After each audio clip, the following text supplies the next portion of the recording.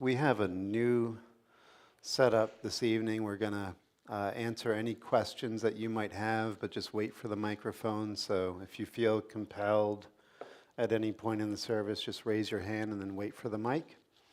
We're going to also have a discussion tonight on pure non-dualism. So if you're familiar with the teachings of non-duality, these are the teachings that really go to the core of reality, and it's really hard to put into language what they are pointing at. And so one of the things that we have to start out by saying is John is not going to tell you about non-duality.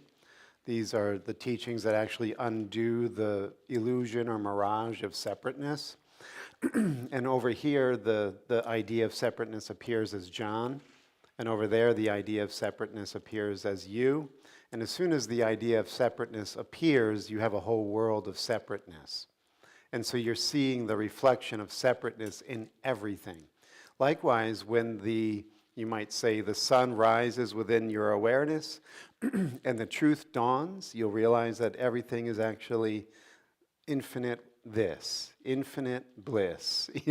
It has no boundary, no name, no form. You can't put it into words. And it is the truth or the God or the supreme, whatever way it's been described over the centuries and millennia. But it's actually what is. It is. Nothing else is. And so as A Course in Miracles says it in the introduction, nothing real can be threatened, nothing unreal exists. Well, that's what we're getting at here. Nothing unreal exists. But we have to first get to a place where we begin to, and it seems paradoxical, question that this seems to exist, the separateness, the idea of separateness. So, it's been described in the older teachings of Advaita Vedanta from India, where we think we're seeing a snake in the dawn hours of the twilight on the road in front of us, but it actually turns out when the sun comes up to be just a rope. That we're superimposing on this present moment something that isn't really here. The older views were that we have, that we're seeing through colored glasses, right? We're seeing something that is not really there, but we assume it is. And it's all for the benefit, you might say, to keep the identity or the story of me going. And so what gets tricky is the identity or the story of me will sometimes want to wake up or get enlightened or begin a spiritual study program or what have you. And so the identity will go looking for awakening or enlightenment. And Sri Ramana Maharshi tells the story of, the thief that joins the group who's looking for the thief that just stole something. And that's what the ego is. It's really just this commentator on the moment that's trying to say it exists when it doesn't, and our attention goes to it. Our attention can easily go towards the truth of what is. And as a result of changing our attention or our focus, it's like that painting or sketch artist that drew the old woman and the young woman, and they both appear at the same time, but how you look at it is what you'll see. That's what our attention is doing. We're fixating on a certain view of the world that shows us separateness, and we have been habitualized to that, and we have relationships that build and structure and reinforce that, and so we get into this self-recurring prison, really, of separation. All of our language, all of our belief systems, our religion, our politics, everything is built around this prioritizing of the story of me or us or our country or our group or our party. And it's all really a bunch of unreal nothing. But we have the choice to actually begin to see it differently. The rub here is none of us want to. If we're paying attention to the separate self as me, we don't want anything to do with the higher truth. It actually is the end of me. So who wants to sign up for the end of your identity? Well, the only thing that would actually trigger that impulse, some call it in traditions grace or Shaktipat, this touch of God. But something happens where it's like we get an itch deep in our consciousness that we know something's missing, much like Neo in that first Matrix movie got an itch to want to know what the Matrix was. And it's that itch that really brings us closer and closer to letting go of what really never was. The other thing I want to say as a preliminary here is in the Course in Miracles it says nothing real can be threatened, nothing unreal exists. Herein lies the peace of God. And later in the teacher's manual he says, one thing you'll know when you experience peace, it's like nothing you ever experienced before. So you can't put it into words. It has no self-referential. You've never had the experience. You can't figure it out. It's totally unknowable. Right? So it's a good place to start because then you could kind of slow down the wheels of the mind. Like, I can't figure this out. I'm not going to understand it. I don't know what it is, but I can experience it if I'm open and receptive. Now, the other beautiful thing is it's constantly arising. So we think that we came in here and walked and sat down and now we're here and more moments have rolled by, but it's the same image, the same form, the same story that's now listening, and that's not real. What's real is this ever-renewing, fresh moment.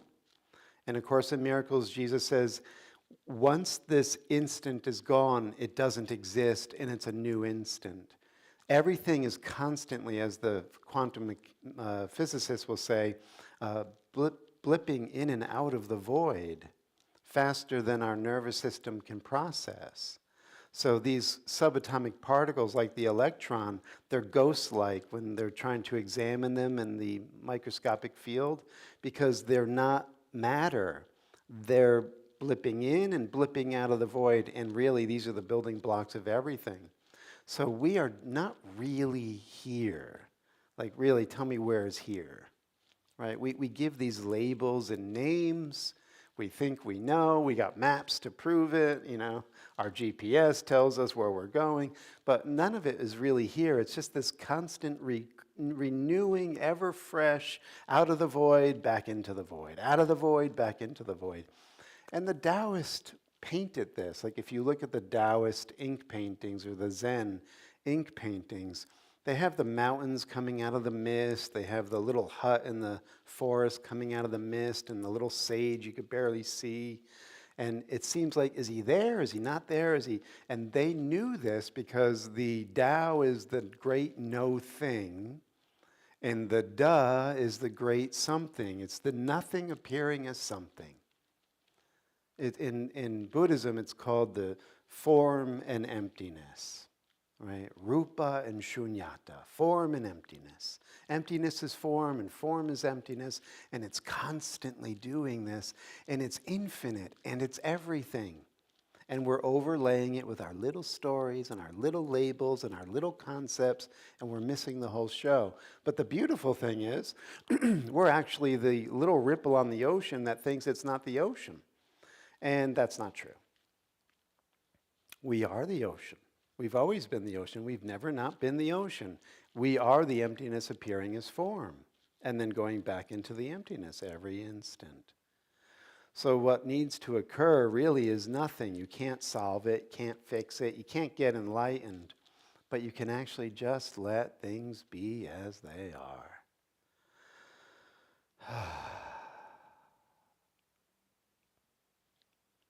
That's what Buddha said. He said, we suffer because we think we have this false self that needs to get its desires met. That's what's driving this whole human project.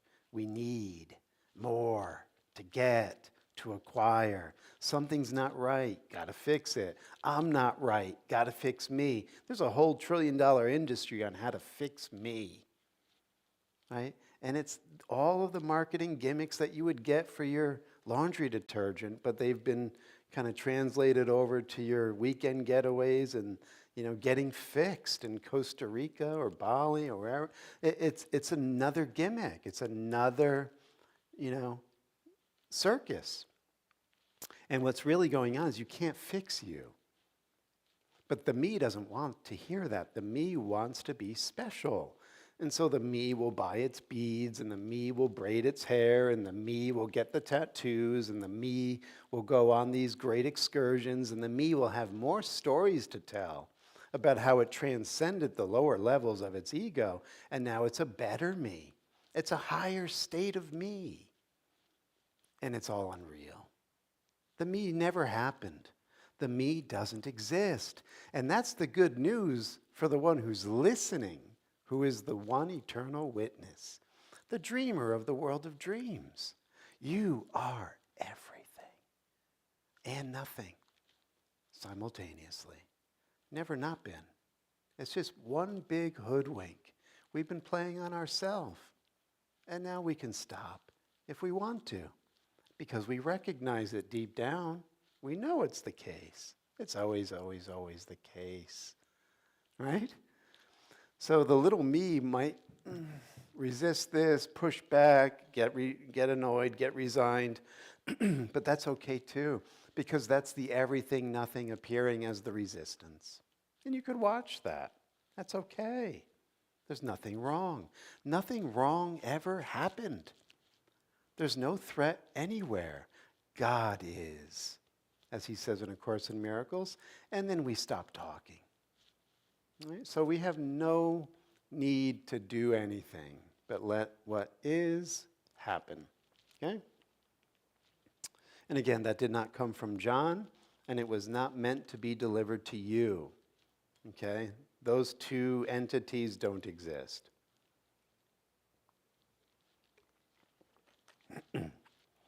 Let's start with a little story from the Wu Min Quan. This is from the Zen tradition. It's case number 29. And it's a story that features the great Chinese Chan or Zen master Hui Neng.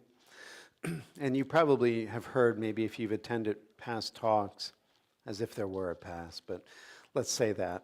That the story of how Hui Neng had received the sixth patriarchy from his master was through this poem that he wrote. And the poem was in response to the head monk, who was actually the heir apparent to the dynasty or the patriarchy of that temple. And the heir apparent wrote the poem outside of his master's door, and it went something like this. The body is the mirror stand, the mind is the mirror bright. Every day we must polish this mirror and let no dust alight. Right? There's your spiritual practice. There is your sitting meditation. Polish the mirror. The mirror is your dhyan, your buddhi, your intellectual, spiritual mind, right? You got to keep that clear. So everyone else figured this is a shoo-in. We're not going to write any other poem. Hui Neng was actually the ignorant. He worked out in the fields because he wasn't allowed into the monk hall. So he was out in the fields working, and one of his friends who happened to be a monk told him the poem, and immediately he was like, that's not Zen. So he snuck in with his friend that night and had his friend write his poem because he was illiterate. And Hui Neng's response was this: there is no mirror stand, nor mind mirror bright. Since the beginning, nothing ever was. Where is dust to a light? Nothing unreal, nothing real can be threatened. Nothing unreal exists. That's eternal. There's no one practicing. That's what Hui Neng was saying. How can there be a separate self polishing the mirror? Since the beginning, nothing ever was. This is nothing. Appearing is something, but it's not separate in the appearance. It is the infinite no thing. So here in the 29th account of the Wu Min Quan, we see Hui Neng, and it starts with this. The sixth patriarch came because the Dharma talk flag was up at the monastery gate, beating there in the wind. He found two monks arguing. One said, "It's the flag flying," and the other said, "It's the wind flying." They argued back and forth, but couldn't find an inner principle to agree on. "It's not the wind flying," observed the sixth patriarch, "and it's not the flag flying. It's mind flying." The two monks grew silent and a little fearful. Okay? So that's the account or the koan. Now remember, with koans, you don't really figure them out. Because what a koan's supposed to do, it's supposed to point you to what can't be figured out. Your mind goes blank, and then something happens, and you're like, of course. It's beyond thought. It's beyond words, okay? So this is the account. Now, what makes the Wumen Quan a special work is that Wu Men was a Zen monk that compiled all of these koans, one we just read. And what Wu Men does is he actually tears apart the story that you just heard. He says, that's not baked fully. That's not fully cooked. So listen to what he says, Wu Men, in response to this. It's not wind flying. It's not flag flying. It's not mind flying. So where is it you can see our teacher, the sixth patriarch? You here before me, if you can see right through to kindred intimacy, cut clean through to the intimate essence of this, you'll know those two monks paid for iron and got gold instead. Our teacher, the sixth patriarch, he couldn't resist showing off. That's why everything fell apart. Not wind flying, not flag flying, not mind flying. No thing. And if you can see through into the intimacy, you'll know what Wu Men is talking about. What's this intimacy? This is the no thing. What I've been calling me is the no thing. I got myself all wrong. Everything I look at is the no thing. Intimately connected, arising with me as this. This is it. I am it. You are it. It's all it. I have just been caught in this dilemma of trying to figure out by separating out and trying to fix and solve these fragmented bits that really aren't connected and will never be connected. It's all made up. It's all made up. And I don't care where you look and who you think has the authority. If they are abiding as the separate self, it's all made up. It doesn't really exist. It's a story. It's all a story. Science is a story. Medicine is a story. Religion is a story. Philosophy is a story. This is a story. It's all a story. Who are you? Shouldn't you know that? Wouldn't it be nice? If you're the intimate all of everything, you feel it, don't you? So here's the poem. Wind, flag, mind, they're all flying. That lone form led everyone astray. If insight's nothing but open mouths talking, who sees words always fail? That's what we just said. Everything's a story. Zen's a story. We're looking to it as if it's something else to give me something that I need to get awake. You'll never find it, ever. It doesn't exist. You're not separate now. That's the only truth to this matter.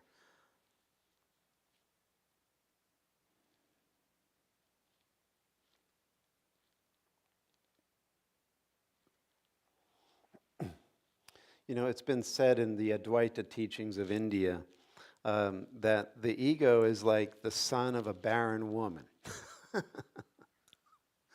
That's what the ego is. The son of a barren woman. Right? And we think we're that child.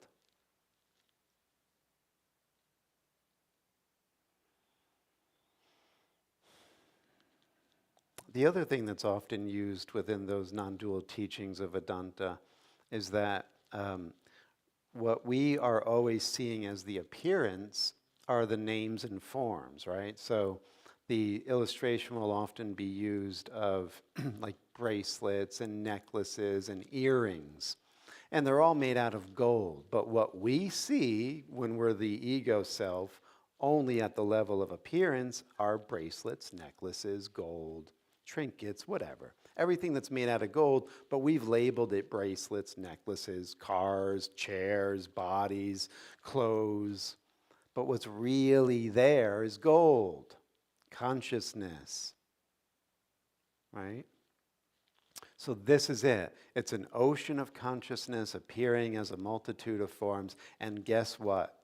Remember, as we go along, your story of me doesn't want to hear this. Your story of me wants to survive this, walk out still feeling like it's the center of the universe and everything is still intact, right? And I can go on living as me. But you didn't come in for that, really.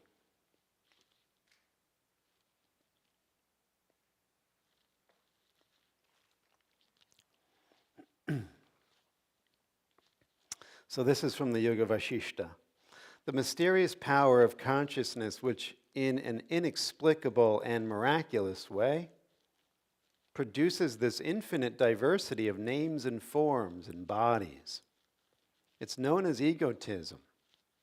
The same consciousness, when it wishes to taste or to experience itself, becomes the knowable universe. Now listen to this. Only immature people see in this either a real transformation or a deluded appearance. So I'll read this slow again. The mysterious power of consciousness, which in an inexplicable and miraculous way, you're not going to figure it out.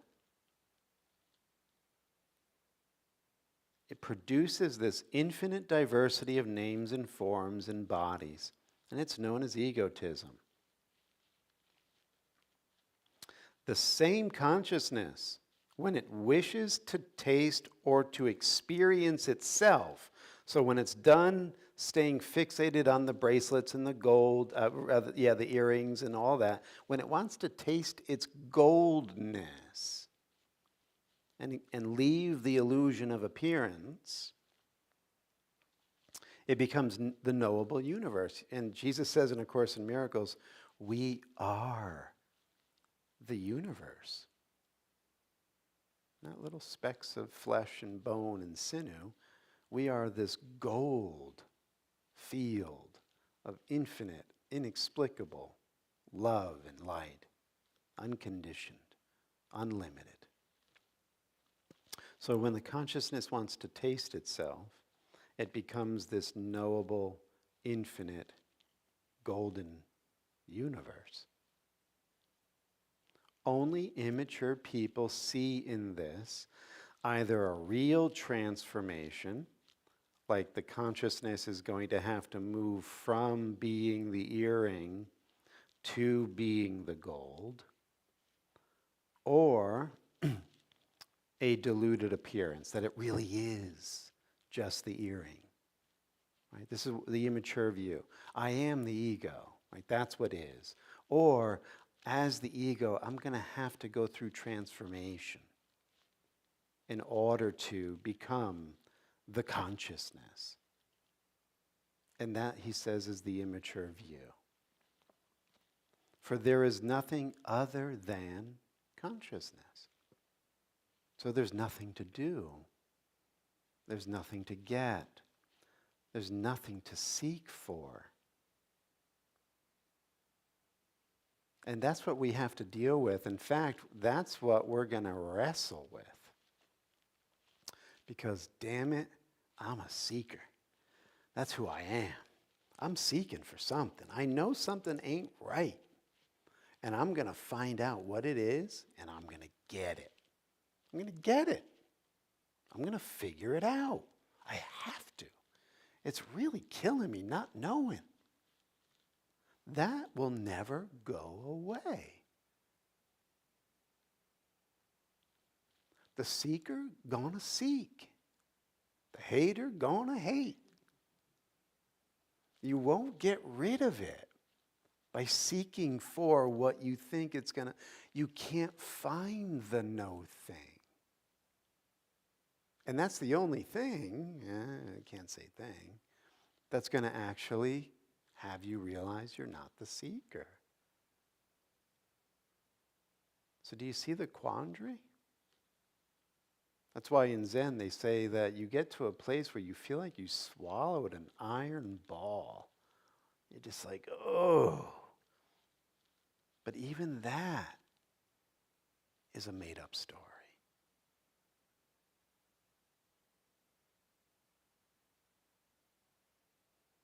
So everything that's appearing right now, your thoughts, your feelings, your sensory experience, the chairs, the lights, the floor, the sound of my voice, it's all the nothing appearing as something. And once there's no egotism that's trying to make it all relate to me, once that's why in the Taoist ink paintings, the sage, you could barely see them in the ink painting because they knew that you're not the center of everything. You're really no thing appearing as something. Once there's no center of the ego trying to make sense of everything it's seeing, you'll realize everything is appearing just as it is, as the infinite. This is the great aha, we're told. He continues, he says, the ocean is water, the waves are water. And when these waves play upon the surface of the ocean, ripples, which are also water, are formed. Even so with the universe. Even as the ocean might look upon and recognize the individuality of the ripples, the consciousness thinks of the individuals as independent. And thus egotism is born. So you're a different ripple than this ripple. So you must not be the ocean, and I'm not the ocean. We're separate from everything, and we are these special, separate ripples. My ripple is John. Your ripple is Ms. Appleby. And these are unique. And this is mine. It's mine. I'm the center of it. It's special. It might be tragic. It might be broken. It might be affluent, but whatever it is, it's mine. But it's not really mine. It's the ocean. It's always the ocean. It's always consciousness. There is no I-ness, really. This again was Buddha's great aha, you might say. Buddha knew he wasn't an I. The I is suffering because the I is craving. Think about it. It's always craving. It's always wanting to eat something. And that's why it suffers. Because what it does eat gives it indigestion, or what it does eat doesn't satisfy it. It's always trying to eat, to crave, to find, and to acquire. And Buddha said the only way out of that is stop. Stop. Nirodha. Stop. Cool down. And that's when the ripple can actually just relax back into the ocean. Really, nothing happens, right? Nothing ever changed. it just relaxed. Because when we're in this craving mode as the little me, we're tight. And that's what A Course in Miracles calls the emotion of fear. And the more we're tight and afraid, and we're separate, and we're scared, we definitely need stuff to quell that. And it can be crazy making, yeah?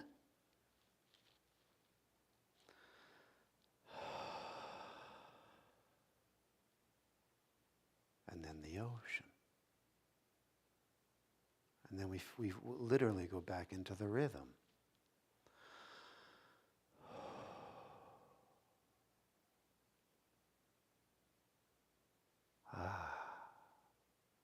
Nothing. Everything. Peace.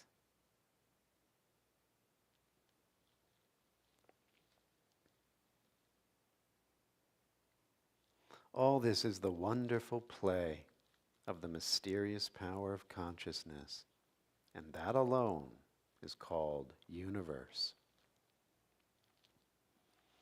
Even as heat is to fire, whiteness is to conch shell, firmness is to a mountain, liquidity to water, sweetness is to sugar cane, butter is to milk, coolness is to ice, brightness is to illumination, oil is to mustard seed, flow is to a river, sweetness is to honey, ornament is to gold, aroma is to flower.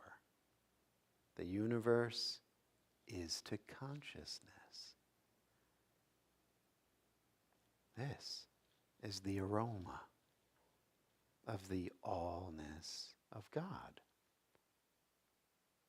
We're skewing it with the story of me. That's our only problem. And it's not really a problem because it's a laughable story. It never really happened. It doesn't exist.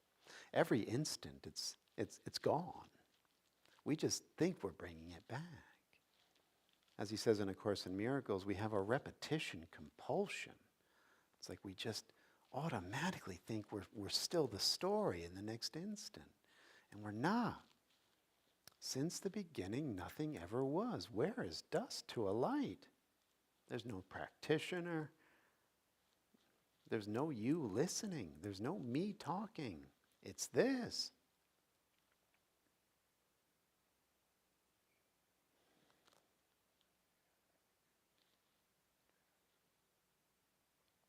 The world exists because consciousness is, and the world is the body of consciousness. There is no division, no difference, no distinction. Hence, the universe can be said to be both real and unreal. Real because of the reality of consciousness, which is its own reality, and unreal because the universe does not exist as universe independent of consciousness. This consciousness is indivisible and has no parts or limbs.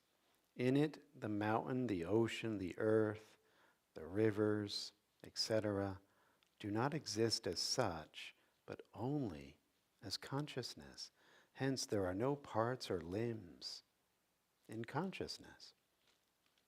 When you go to sleep at night and you dream, and you're dreaming of a town with buildings and cars and trees and people, where does that town exist? It's all generated from your mental energy. It's conjured like a magic show. And what is being posited here is that it's no different than what you call your waking state. It's all being conjured. It's all appearing as these separate things and states and moods and emotions and memories, but it's all one. You can't even say one. It's all this infinite, nameless nothing.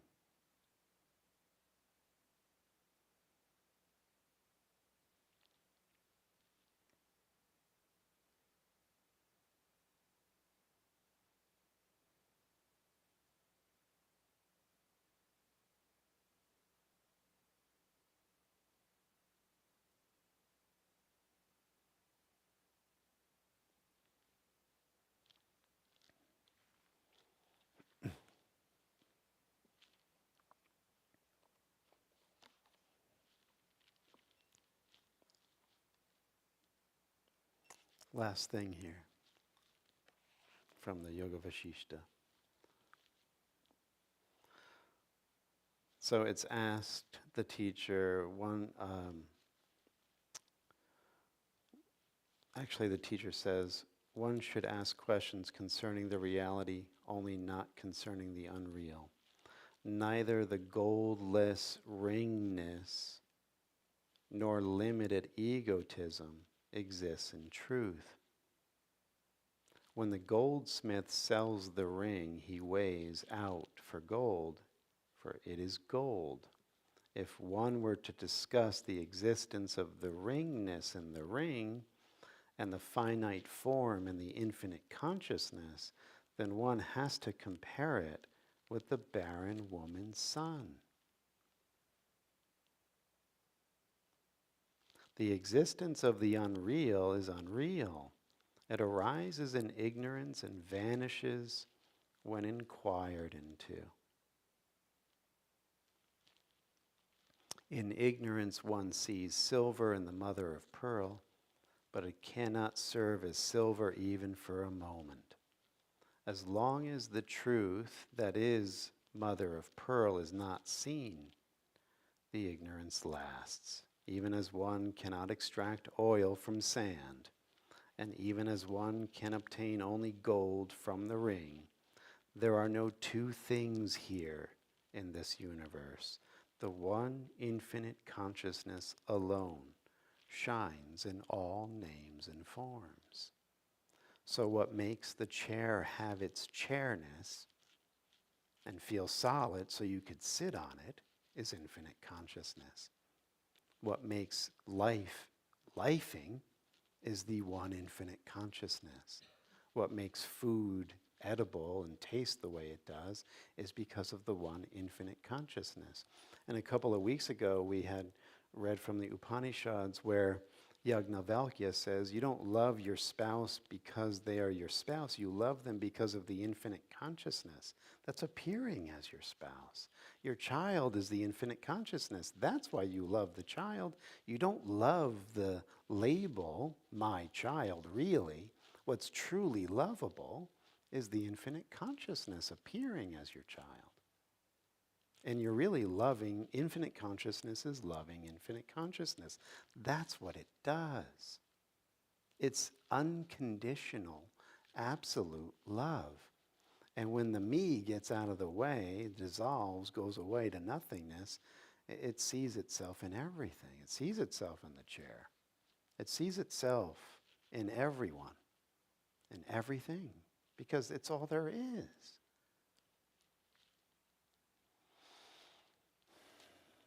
But we can't figure it out. And words aren't going to give it to us. And thoughts are not going to reach it.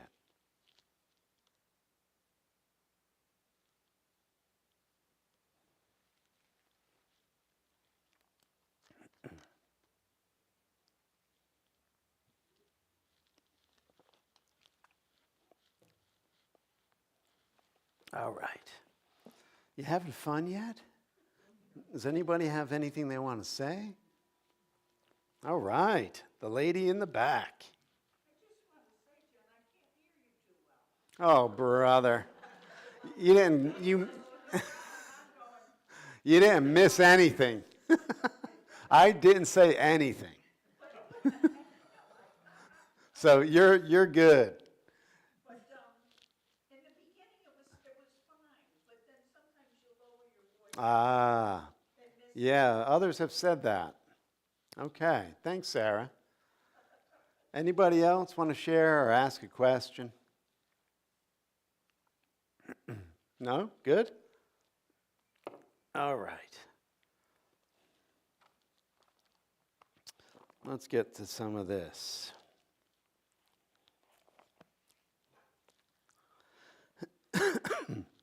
So this is taken from A Course in Miracles. And he says this, all magic is a form of reconciling the irreconcilable. So this is what we were saying earlier, where we are trying to fix me. And me as John and his story, he wants to wake up. He wants to go to God. He wants to feel God's love. And actually, that's John who is irreconcilable to God's love. God's love is. It's infinite. It's always here. Actually, everything John really is God's love. So there's no need to reconcile that. But I'm trying to make something that's the barren woman's son, who doesn't really exist, be reconciled to God's love. And Jesus is saying that's magic. It's trying to reconcile the irreconcilable. It will never work. And the ego's pissed at that because it feels like it's being ignored by God. I've prayed. I've gone through all of these rituals and practices and techniques. And I've been on this path for 30 years. And I haven't felt that yet. Never will. It's irreconcilable to what is. Because John is the belief in separation made manifest. And that belief doesn't exist when it's an infinite, eternal allness. Where's separation when you have infinite, eternal allness? It's a hallucination. And I'm trying to reconcile a hallucination to what's real. And it will never happen. Doesn't mean we won't try. He calls religion, he uses religion at its, sort of its root etymological meaning of, bringing back to reality or back to oneness. He says all religion is the recognition that the irreconcilable cannot be reconciled. Sickness and perfection are irreconcilable. If God created you perfect, you are perfect. If you believe you can be sick or separated, you have placed other gods before him. God is not at war with the God of sickness, which you made, but you are.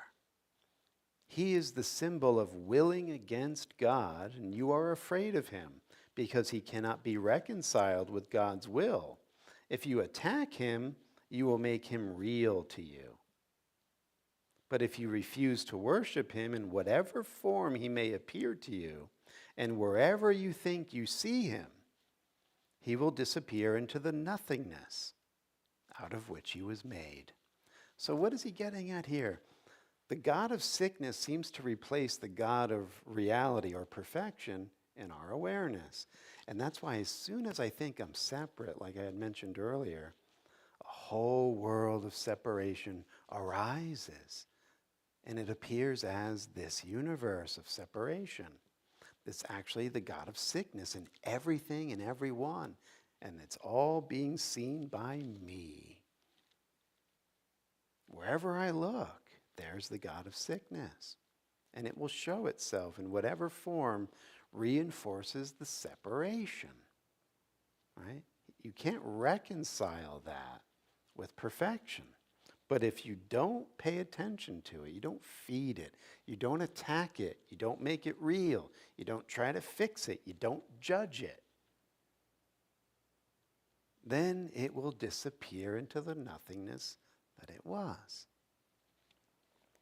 That's why he says reality can dawn only in an unclouded mind. It is always there to be accepted, but its acceptance depends on your willingness to have it. To know reality must involve the willingness to judge unreality for what it is. What's unreality? Me. I, me, and mine. What I think, what I believe, my opinions, my views, my experiences. Me, me, me. Aren't we obsessed with me? Doesn't me run our world? We're always hearing what me thinks. And me is never happy. And me always has something critical to say. That's for damn sure. me can really tell some really good yarns uh, of how messed up the world is according to me. It's the God of sickness everywhere. And it's really convincing when I want to play the role of me. And I don't think it's me. I think it's you. And you. And you. It's not me.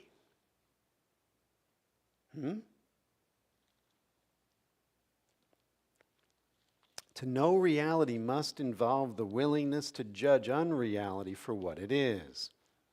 This is the right use of selective perception. So he's saying we're back to that etching or drawing of the old woman and the young woman. Selective perception. Both are co-arising in the same instant. What are you paying attention to? What do you want to see? Do you want to see the God of perfection? It's co-arising right here. Or do you want to see the God of sickness? They're both infinite views of a universe arising for your purview and in your self-identity. Which one do you want? To overlook nothingness is merely to judge it correctly. And because of your ability to evaluate it truly, you let it go. You see what it is.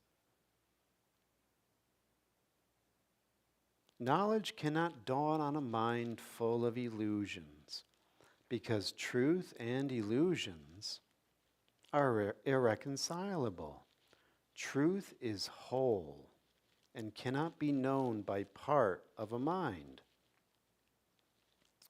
All right, so that's the other beautiful image you get in the Upanishads, that when you have this clear understanding, it's like the jar breaks, and the air that was in the jar joins the air that's in the great expanse.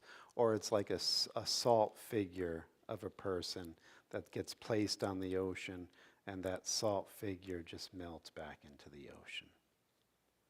You'll know the wholeness because you are the wholeness.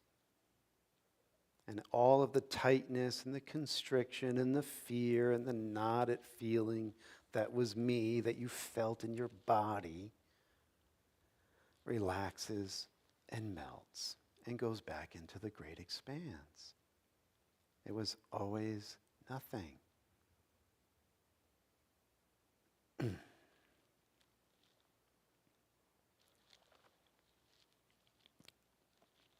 This is a good one. One of my favorite sections, actually, in the course. Can you hear me, Sarah?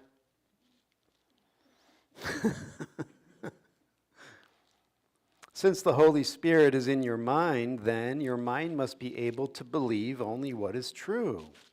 The Holy Spirit can speak only for this, because he speaks for God. He tells you to return your whole mind to God, because it has never left him.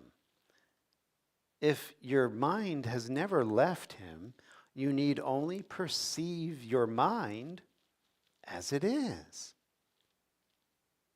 and it will be returned. The full awareness of the healing, or the atonement as he calls it then, is the recognition that the separation never occurred. The ego cannot prevail against this because it is an explicit statement that the ego never occurred. I don't exist. You don't exist. That's what's so. Now listen to this, because remember I had said it's not like we're not going to try. The ego can accept the idea that return to God is necessary, because it can so easily make the idea seem so difficult, right? What are we now, in the 5th Manvantara? And we got to go through all of these other cycles of evolution to get into the 6th, and then we will start to feel again the nature of the spirit. And then it won't be for another several lifetimes until we reach the level of adeptship, let alone ascended master. pretty damn difficult. And it's not now. It's not here. And I got to do something about it. So there's my ego, totally accepting that return is necessary. But I got to go into the Himalayas and do Kriya.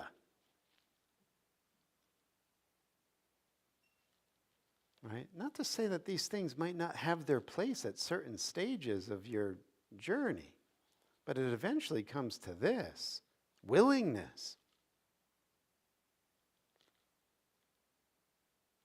The ego can accept the idea that return is necessary because it can so easily make the idea seem so difficult. But the Holy Spirit tells you that even return is unnecessary because what never happened cannot involve any problem.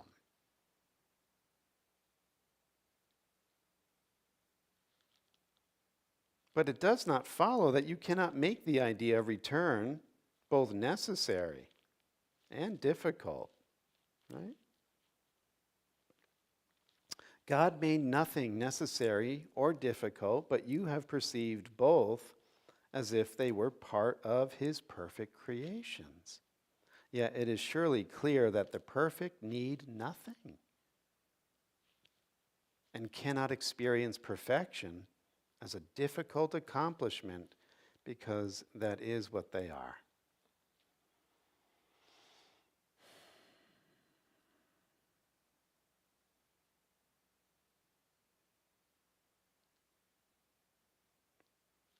Any thoughts here? There's a mic waiting for you.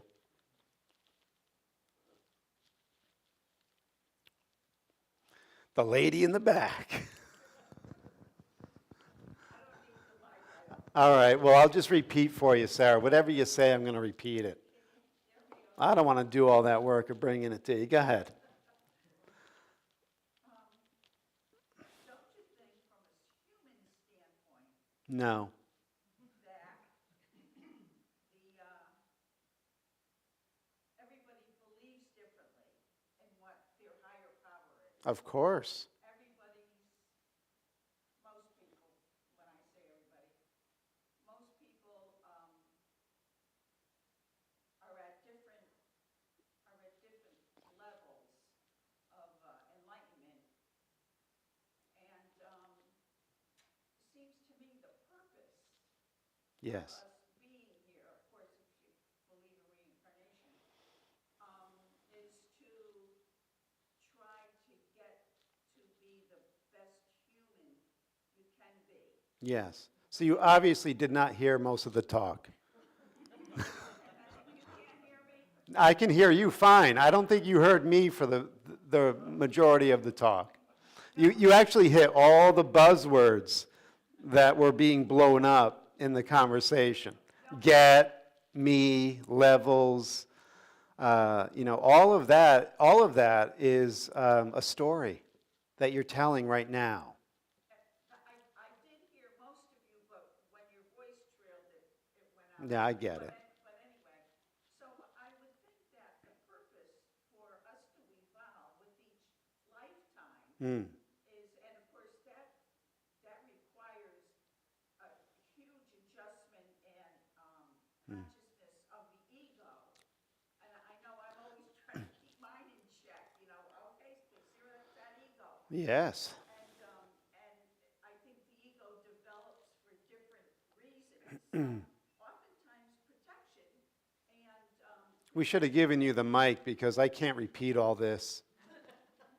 And we're doing it for the people online, so that's why we're doing it. Because the people listening on, thank you, Lisa. So Sarah, let me actually just, testing. yeah, Sarah, let me address what you're saying in light of what I've been saying, or what's been said, we should say.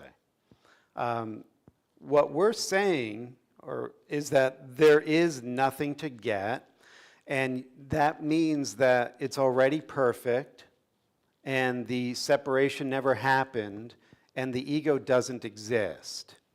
That is the teaching that is pointing out what's so eternally. the story of me is going to disagree with that, because the story of me starts from the belief that I'm a separate person that has to do things and get things and develop this ego or self in order to arrive at something that's not here now in its complete and perfect state. And everything that has been read and said blows that up.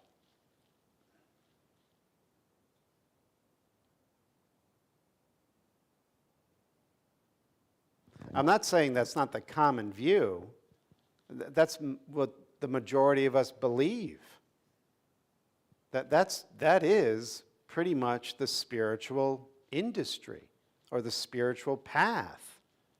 That's what's normal and true for the separate self experience. And until it's pointed out, we really just have no way of understanding that it's all a made up show.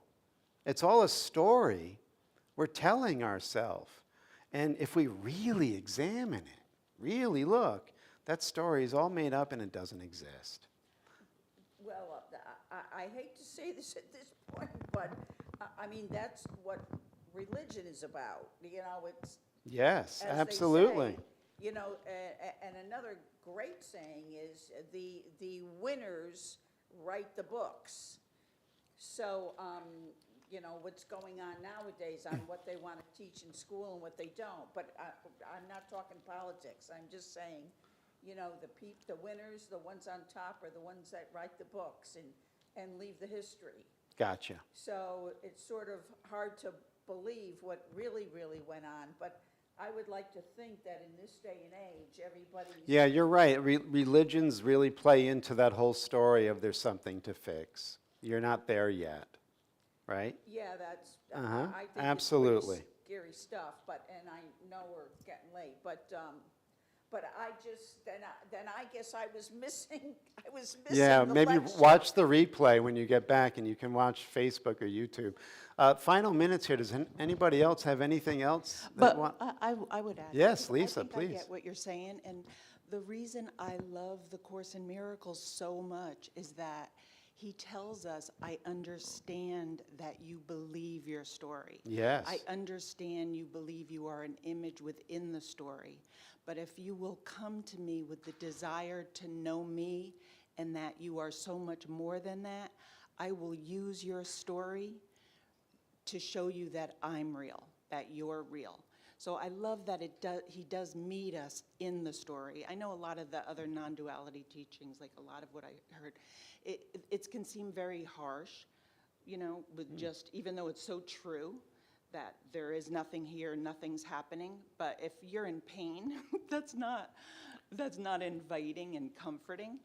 But I think the Course just kind of brings you into that experience so that you can then look at it. What was right? said I think was that's kind that- of what you were saying, Yeah. right? What was said was not nothing's happening, but we are blocking absolute unconditional love with our story. Mm-hmm. Yeah. Yeah. And the highest teaching is that. I mean, that there is Yeah. nothing's happening, Yeah. and there is nothing for us really to do. Yeah. Now, I'm not saying that even that teaching is And then, the ultimate you truth. mentioned the Course, and, I was reading liberally from the Course, and again, the ego can make return necessary and difficult. And that's what we're saying. That's all we're saying. That we tell ourselves stories that really put a lot of burden on our life, and it's all a story. Okay, anybody else? All right, blue bag. Lee, would you mind? You are really working a lot of jobs tonight.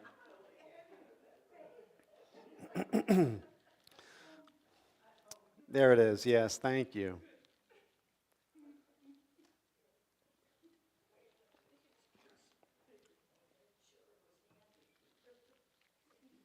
And one of the things we could also say is if we're disagreeing with this or not understanding it, that is also God. But it's not the disagreement, it's the isness that we're feeling. We never leave We're never separate. Yes? Okay. And oftentimes a disagreement really just winds up being a difference, of course, of opinion or a different perception because of what a difference in perception because of what each individual is bringing to the event, to the conversation, to the opinion. Sure. And how many lifetimes you've lived, and the experiences Yeah. you've had. Yeah. And that's all, I think, Thank you, Sarah. considerable in growth, you know? Thank you. All right, we bless the offering. Thank you so much for doing it. And we charge you with the intention to be a light in this world so that we all may know ourselves and be happy. So it is. Can I leave this with you? I'll bring it back to the sound booth. Thank you. A hand for Lisa, everybody. All right, let's rise. We'll seal the deal.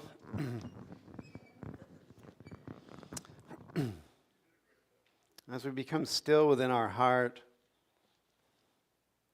and just open to the mystery of the immediacy of this moment, without any commentary, any story that's making this moment other than just the openness.